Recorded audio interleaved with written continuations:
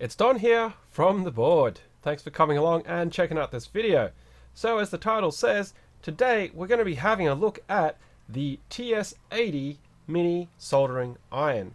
Now, I want to start this video off by saying that the review unit that was sent to me in here is provided courtesy of Banggood, but this is not a sponsored video in the sense that everything and anything that I say is purely my opinion, good or bad, and I'm not being paid to do this review.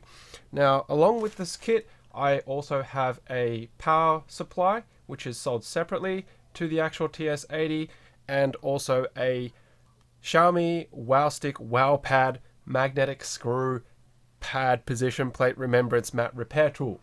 Wow, that is a super long description. I'll show you just in a moment when I get everything underway. So let's just switch over down to the desktop and have a look at what is going on. So I've already done a review previously of the TS100, and this is my go-to soldering iron at the moment. If you have looked through the stuff on this channel before, you will have seen that I've also reviewed the Yihua 9360A. You've also seen that I've had a look at the Hako FX888D when it was loaned to me thanks to Mitenele. I also have a Duratec Fire Stick. So I've been through a couple of different soldering irons, and for the ease of use, for its size, lightweightedness, being able to change out tips and stuff like that, the TS100 up to now has been my choice. Now this is super light, it's super small, it's a good size, it handles well and it does the job. Now, so that we have a understanding and baseline of what it's going to be like for the TS80, let's just have a look very, very quickly.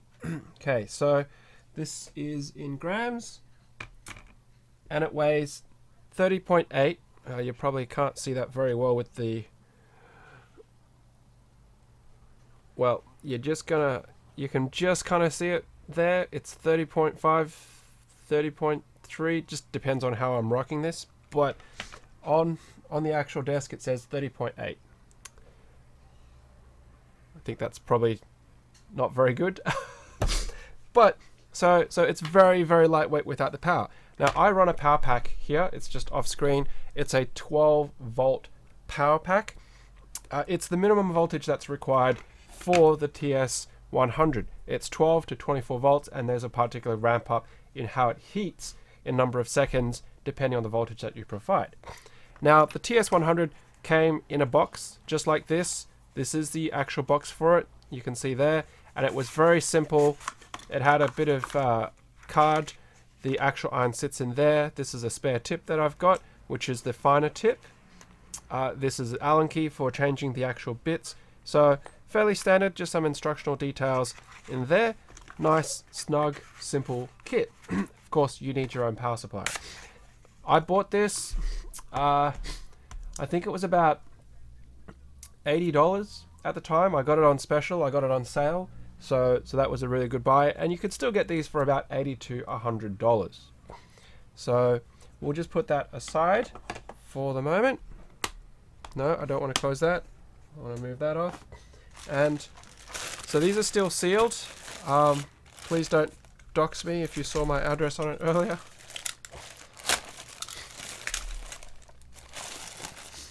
Right, so they've bundled that together. And then this is the power supply, which they sent to me separately because when I had been in discussion with them about getting me stuff to look at, and they were like, we can send you this, I was like, it doesn't have a power supply. So they sent me the power supply separately. And that is what they actually recommend. And you'll see it's even got the logo there, which is pretty cool because it matches the actual series there. So I guess it's developed specifically for it. So, oh, that's right. The other thing that they sent with this was a case to actually store all of this in. So that'll be interesting. So let's have a look. What have we got here? Right, so shipping has jolted that a little bit out of place, which is fine. There is the magnet pad, and this is meant to be a neat little carry case. So let's have a look at the carry case to start with.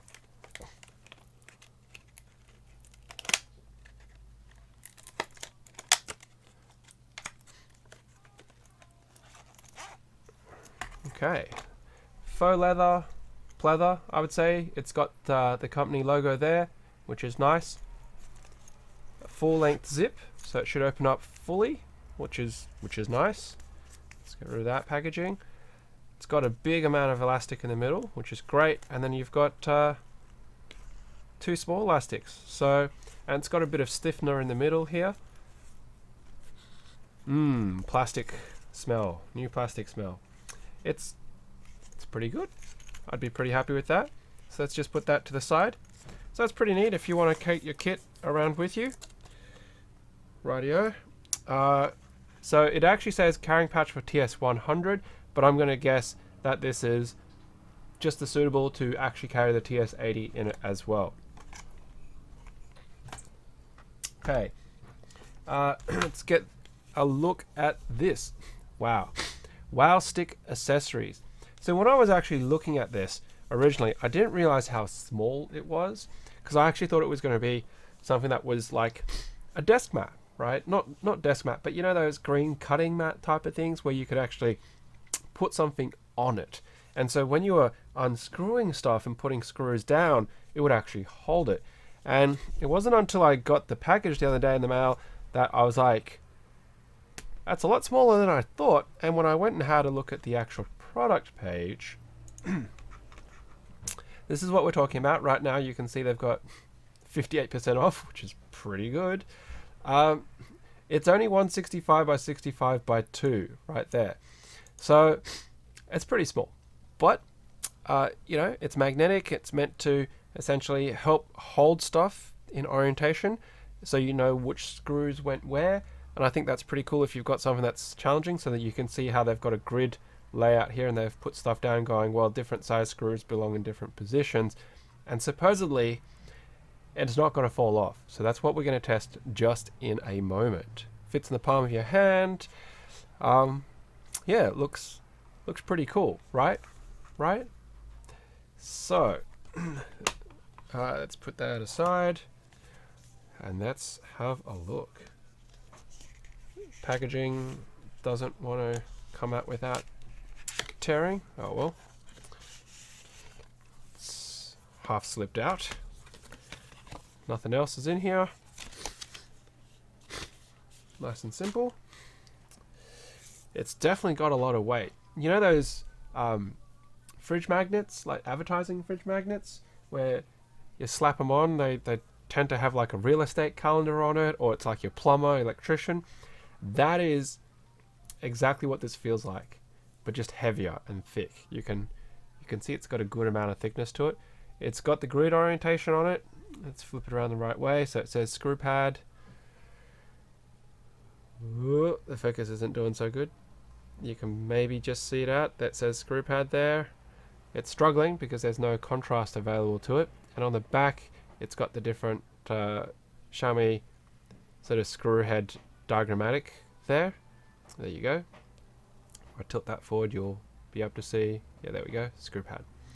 All right, so what I've got here from my drawer is a whole bunch of screws.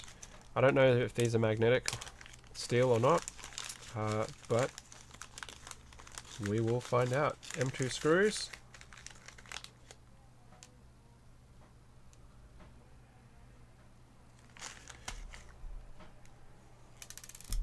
Okay, so these ones are obviously not magnetic. All right, let's see if I've got some other screws that will work. I hadn't really thought about what I had or hadn't that might or might not work.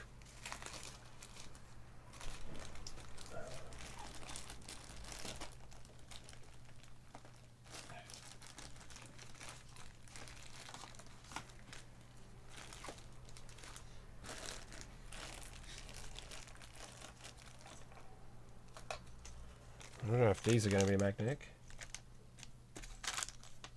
They don't feel like it. I know diode legs are. But diode legs probably won't be the most indicative of things attaching to this.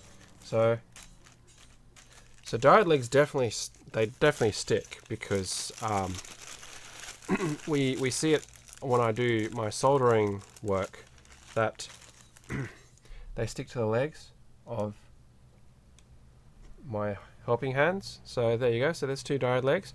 So it's definitely magnetic, but I just don't have any screws on hand at the moment that are going to show how magnetic this is. So you can see the diode legs are hanging in there. And it's doing a good job of holding that on. Let's see, what else have I got that might be bigger, that might be more indicative of the weight of a screw. I've got some reset switches here.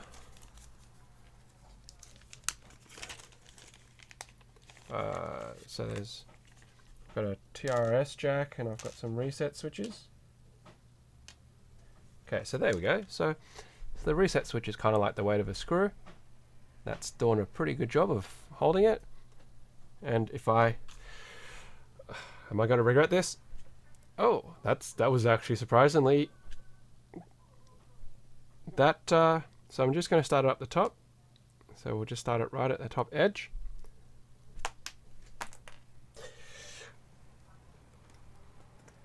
Kind of what I was expecting was going to happen.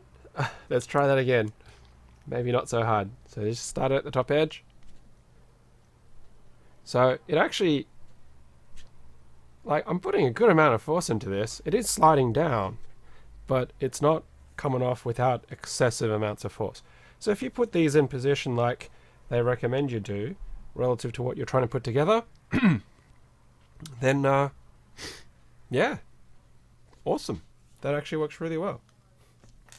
So that'll be really good for taking apart stuff and putting it together. You can see it's a very nice size footprint, quite decent.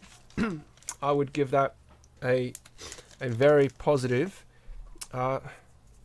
feel about that. So if you are in a habit of losing your screws when you're working on stuff, then I'd say give that a try.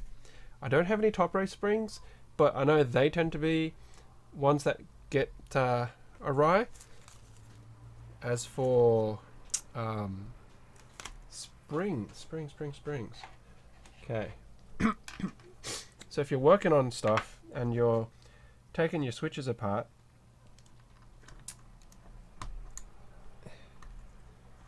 are springs. Hey. So if you're lubing and you don't want your springs going boing, check this out. All right, cool. That was a very on the spur of the moment thought process there, but we know it works. Oi. All right. Okay, so let's put that aside and let's check out the main event, the actual TS80. So far, we're talking a tick for this and a tick for the case by the looks of it. So that's cool. So here's the power supply kit, QC3.0. Now they've put the sticker right across the back there, so it looks like it's a 3.6 to 6.5 volt output, but I can't really see what else is happening here. So let's just have a look at what it actually says on the product page. Okay, so $30 should come with a cable in it. We're looking at 100 to 240, which is great. 3.65, 6.5 to 9, 9 to 12. So it's got some kind of internal automatic switching for what is actually being drawn out of it. So I'm expecting it to be operating in the 9 to 12 volt range for powering the TS80. So there we go. So there's the USB cable that just came out of it. It's actually quite nice. It's very soft and flexible, which is great. USB C-type connector. And then there it is. White, plain, simple. DNOX Quick Charger 3 says exactly the same details from Shenzhen Dongnu Electronic Company.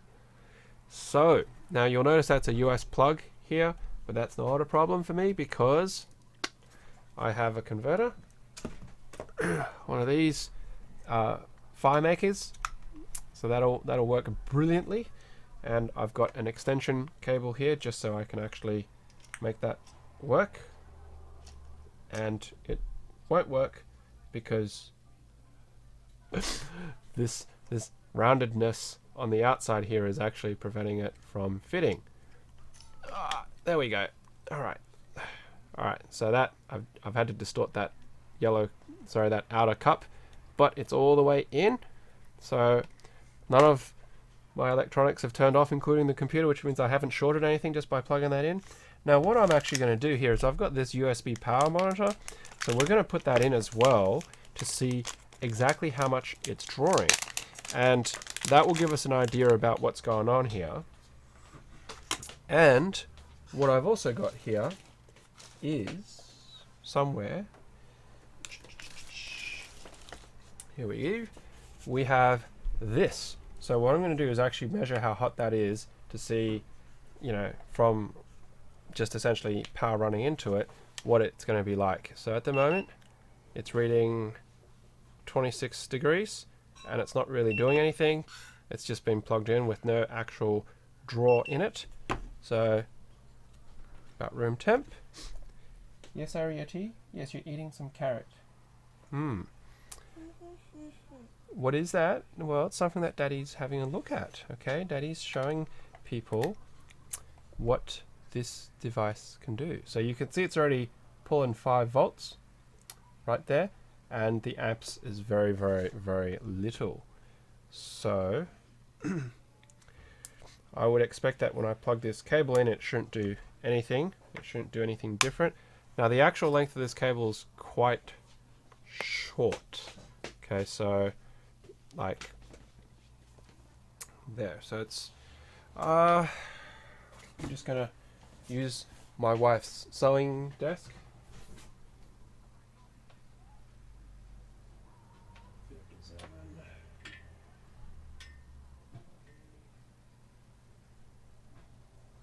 Just over a, is that a meter?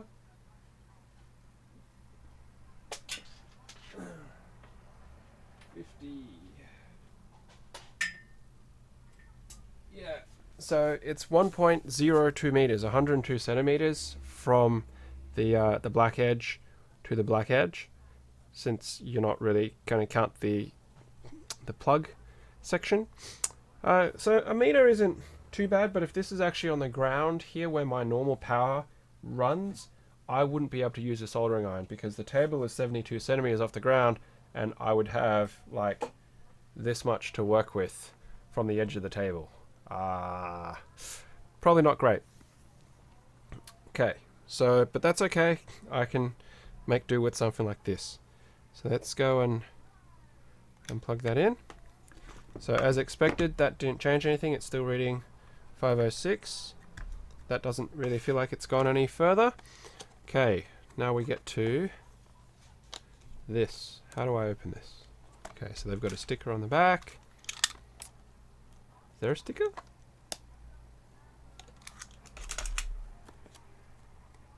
It's just...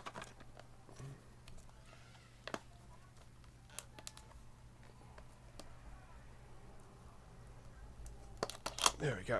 Oh, that was pretty tight.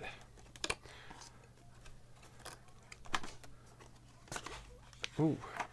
Okay. So I guess one of the things that we want to be having a look at is its overall footprint and size, its weight, its ergonomics, I guess. So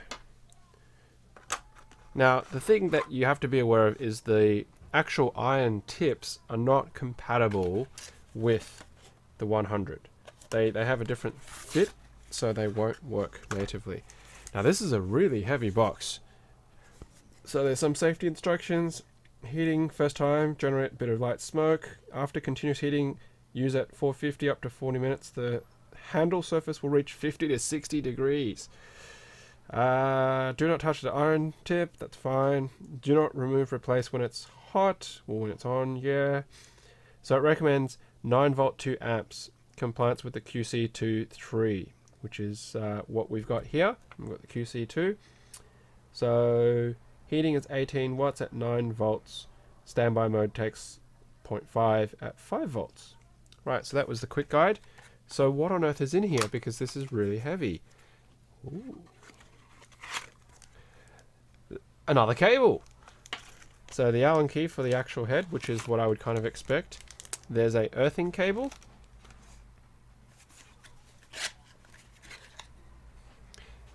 And a charger. I'm super confused. I am so confused right now because if I show you the product page,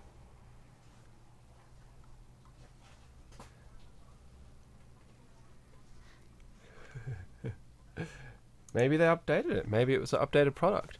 Because I was looking at this, and the standard package says iron tip manual box. Need, click here to buy separately. More accessories package. So this is obviously what they've sent me, the more accessories package, because I thought they were sending me the standard package. So, thank you, Banggood. I now have a spare charger and cable. Not that this cable is any longer than the one that came with it. So, that's pretty cool. That's pretty cool. So I'm just going to put that back in. But as you can see, it's meant to be 36 grams. And at the moment, it's kicking around $120 without any discounts. So that's kind of what you're going to be expecting if you were looking at getting one of these right now. So let's just pack this away. So I'm putting what came in the actual kit here into the box for the separate charger. Only because, you know, that will keep this kind of pristine, I guess. It's a way of thinking about it. Okay. That was a pleasant surprise. Very pleasant surprise. I was not expecting that at all. So now I have a spare power supply and cable in case something goes wrong. Rightio. So let's get that off the table. That can go to the side. So it's been a couple of minutes now. If I zap that, you can still see it's about 25 degrees. It hasn't really heated up. Let's turn that on. Ooh, that was really tight, but that's okay. So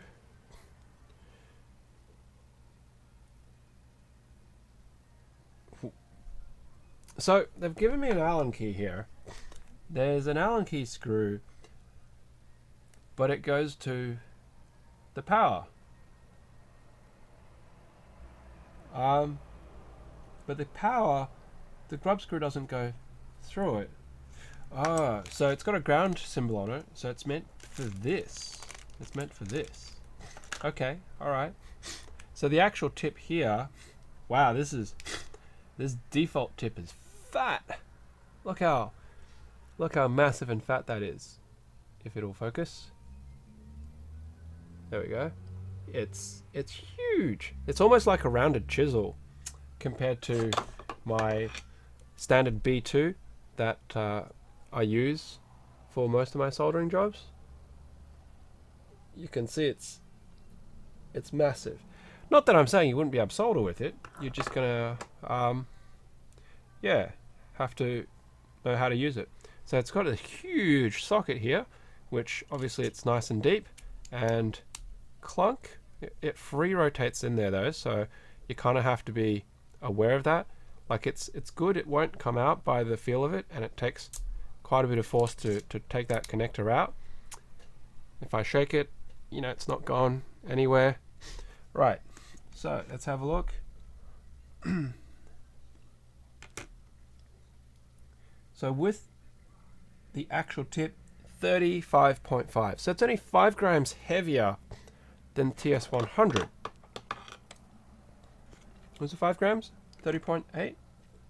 30.9? Okay. So it's only 5 grams.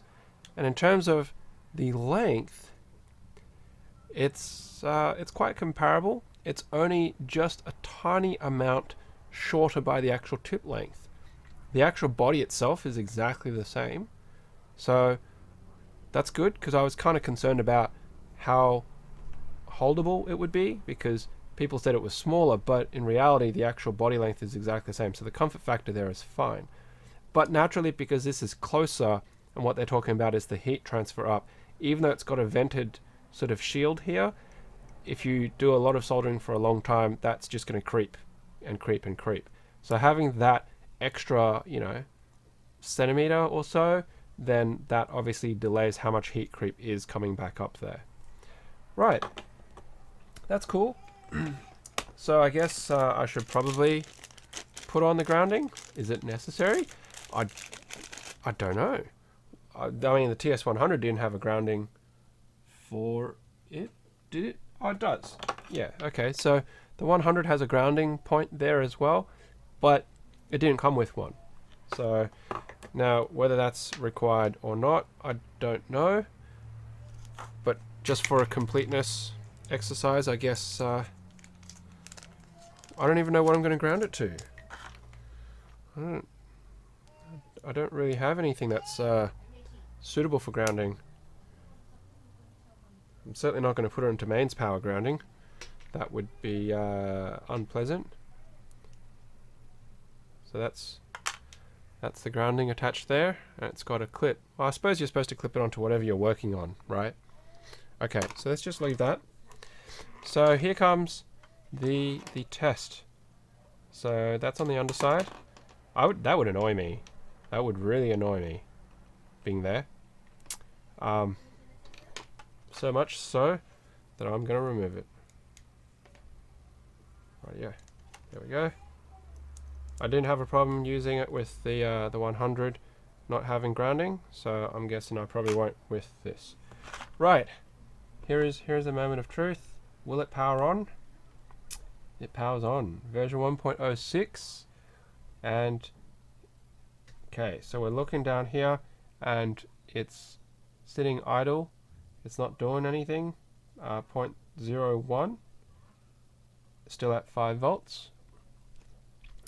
So there's 2 buttons here, and one on the front is saying heating, and if I press the one on the back, that should be setting.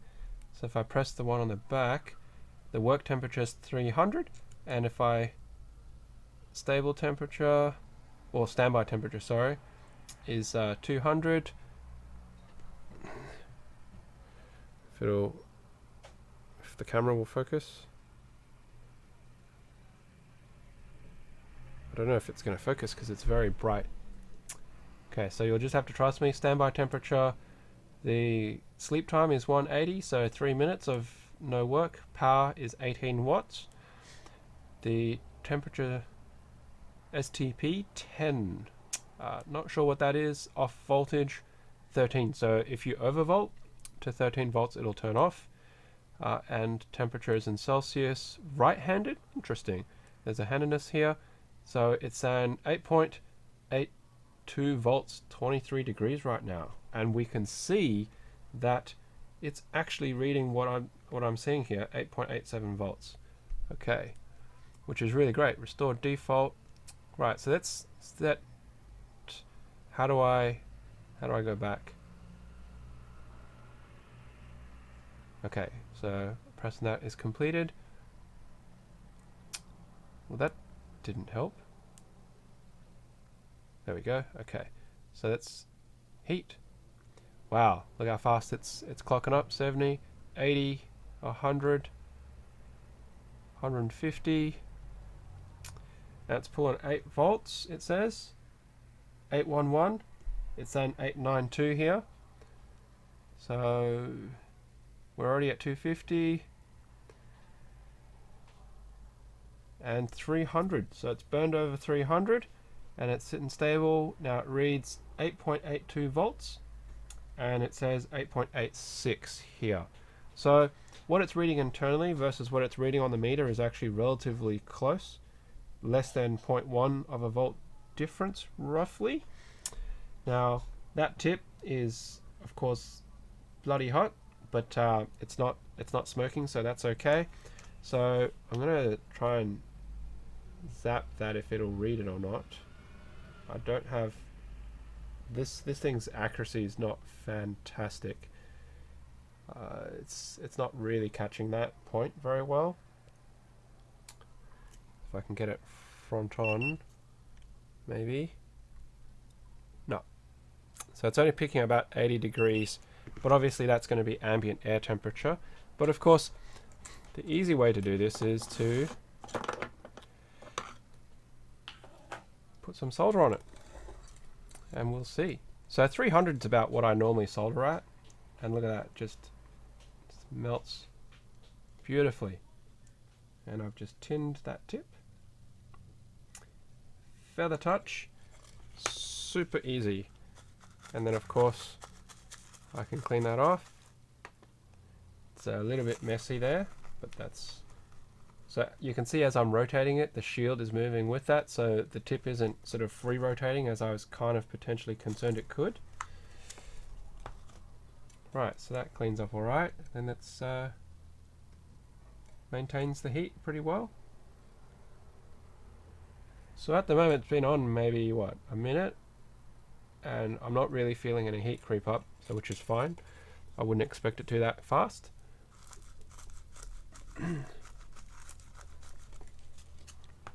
Okay, so in terms of the shape, it's round, it's barreled compared to the TS80, which has got a sort of longer, flatter surface on that, so it holds in a very specific orientation, whereas this may have a tendency to sort of roll in your fingers, but the cable obviously will help orientate that back, which is what it's kind of doing at the moment. I can feel it's actually getting quite warm under the display here, so where it is, this unit in this space underneath here, it's actually warming up where the power is coming in. Now, if I put my fingers on that, that doesn't feel like it's getting any hotter, so it's definitely not stressing the power supply in any sense of the word. And if I read that, it's 27 degrees, so it's gone up like a degree and a half, so nothing at all. I think it's pretty neat. It certainly does the job. I would certainly get a different tip for that. Having that shorter length of the actual tip, I don't think it's really going to be an issue. It's just really more about heat coming up and off that if you're running at high temperatures. It's probably not that big a deal.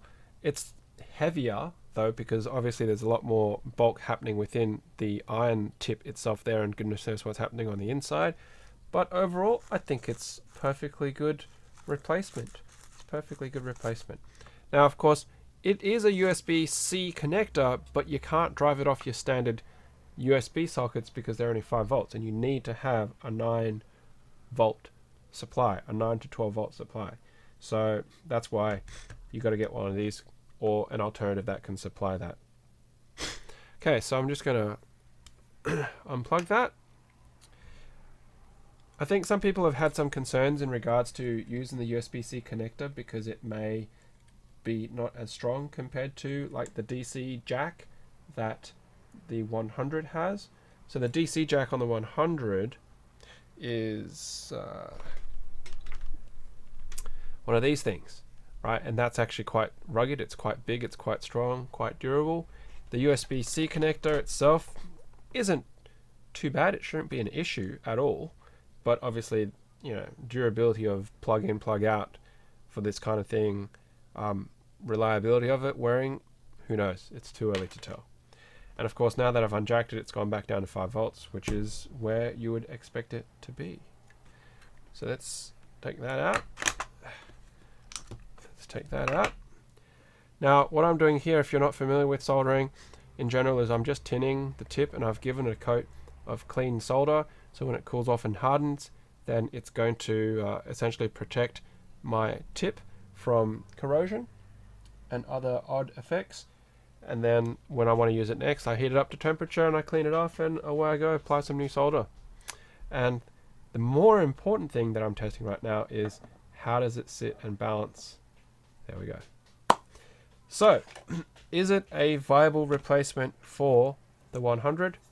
Yes, absolutely. Similar feel. If you prefer to have a squarer handhold and grip, this is more pencil-like, so the comfort factor might be better for some people, but if you prefer having something larger and chunkier, you're actually going to lose that because it's more smaller and rounder. So if you're used to using big iron handles like the Hako or general fire sticks and you go down to a pencil-like grip, then for long-term soldering it might actually be less comfortable for you. Extra 5 grams, you're not even going to feel it at all. Is it worth the extra cost? Well, it's a $30 more cost.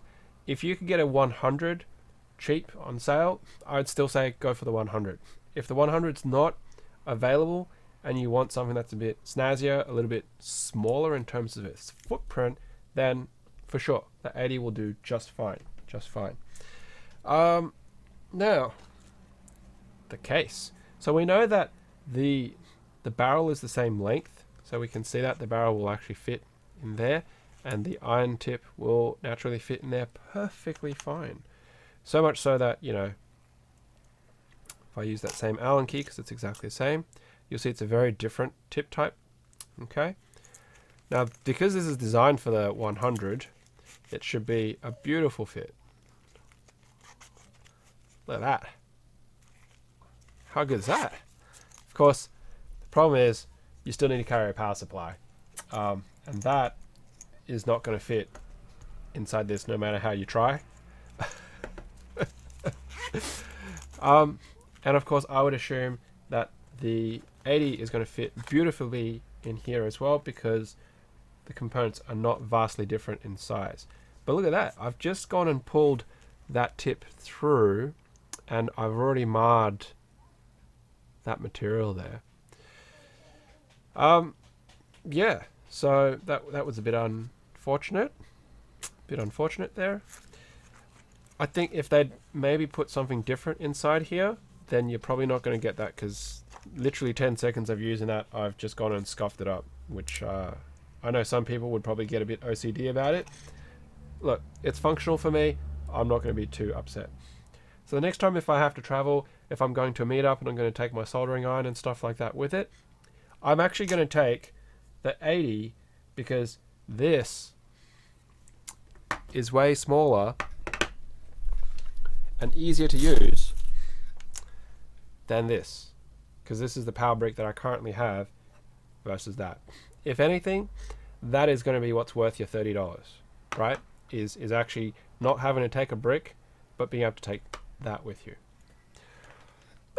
Okay, so there's my very, very standard length. I could say long-winded, but you know, everybody who watches the channel knows all about the way that I review stuff here on the Board Podcast. I like to get into relative depth and check everything out as best I can. Thank you, of course, to Banggood for sending this stuff. I'm really happy with this iron in the sense that my expectations of it have been met.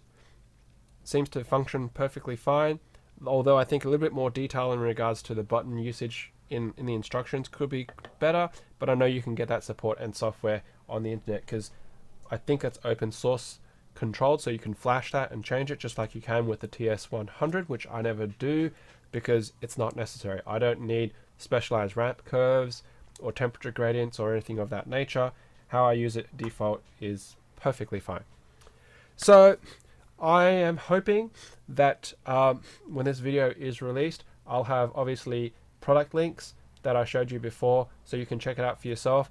And if I'm very lucky, I can get some discount codes as well for you guys, then those will be below in the description for this video. So I want to say thank you to all of our Patreon supporters as well for supporting our podcast. Your contributions essentially make it possible for us to continue doing our weekly podcast as well, and our giveaways and so on and so forth. Well, that's it. So TS80, tick. Power supply separately, tick. Case, decent. Could be a little bit better in terms of not getting damaged so easily, tick.